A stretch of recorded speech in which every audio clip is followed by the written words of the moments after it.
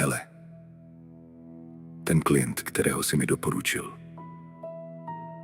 byl dneska na lymfatické masáži. A jak to dopadlo? Zaplatil 400 korun, byl spokojený. Nemohl bys mi takhle doporučit ještě další lidi?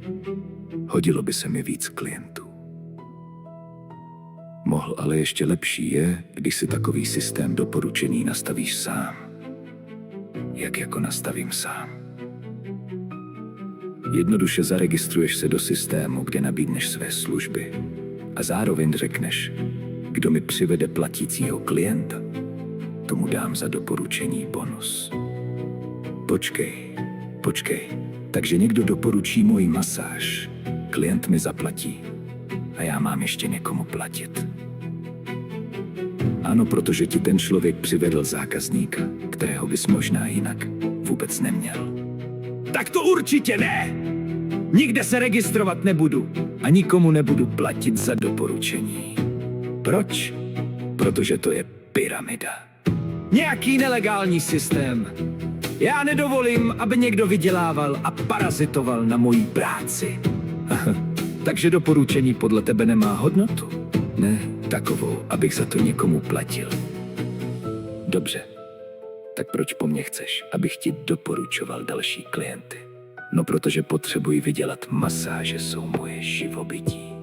Rozumím, jen, že doporučování je zase moje živobytí. Ty chceš dostat zaplaceno za masáž, protože je to tvoje práce.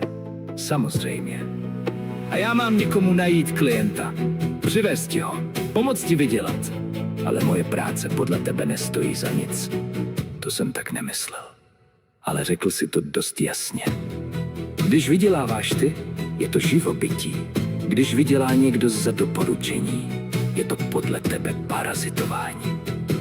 Já jen nechci podporovat nějaké pochybné systémy. Pochybný systém je něco jiného, tady jde o normální obchod. Skutečná služba, skutečný klient, skutečná platba a předem domluvený bonus za doporučení. Ale pokud nechci za doporučení nic platit, je to v pořádku. Vážně? Ano, příště si klienty najdeš sám. A co ten klient, kterého si mi už přivedl?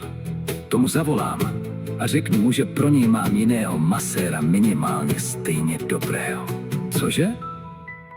A ještě mu řeknu, že když využije jeho služby, dostane z ceny masáže finanční bonus. Takže klient dostane bonus za to, že půjde jinam. Ano, protože nový masér chápe, že doporučení a motivace zákazníka mají hodnotu. Obchod není parazitování, parazitování je chtít, aby pro tebe lidé pracovali zadarmo. Tak co? Chceš klienty? Nebo chceš mít jen pravdu?